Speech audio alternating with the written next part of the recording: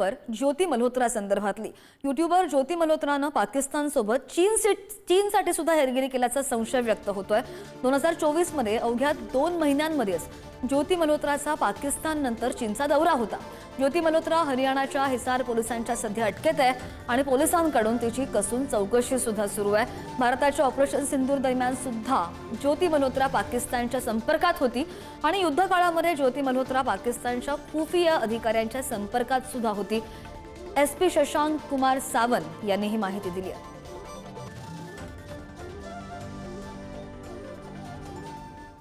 आणि याच प्रकरणामध्ये हेरगिरी प्रकरणी ज्योती मल्होत्राची मैत्रीण प्रियांका सेनापतीची सुद्धा सध्या चौकशी सुरू आहे। प्रियांका सेनापती सुद्धा ज्योती मल्होत्रासोबत पाकिस्तानमध्ये गेल्याची माहिती आहे। यूट्यूबर प्रियांका सेनापती ओडिशाच्या पुरीची रहिवासी आहे आणि प्रियांका सेनापतीची पुरी पोलिसांकडून कसून चौकशी सुद्धा सुरू आहे। प्रियांका सेनापतीनं सुद्धा पाकिस्तानसाठी हेरगिरी केल्याचा संशय आहे।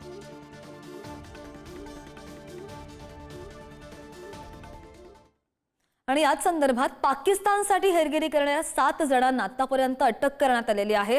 पंजाब आणि हरियाणामधून 7 जणांना अटक केल्याची माहिती आहे। यामध्ये ज्योती मल्होत्रा, अरमान, नौमान इलाही, देवेंद्र ढिल्लो अशी अटकखेरांची नावं आहेत।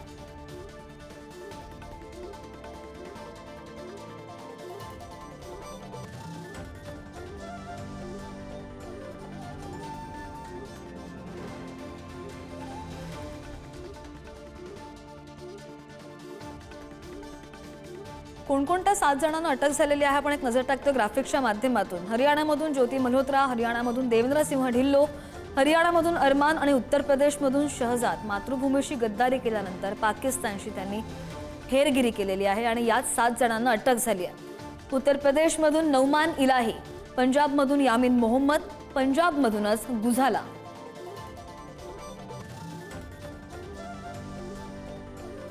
या 7ही जणांकडून आता चौकशी सुरू आहे कसून पोलिसांकडून।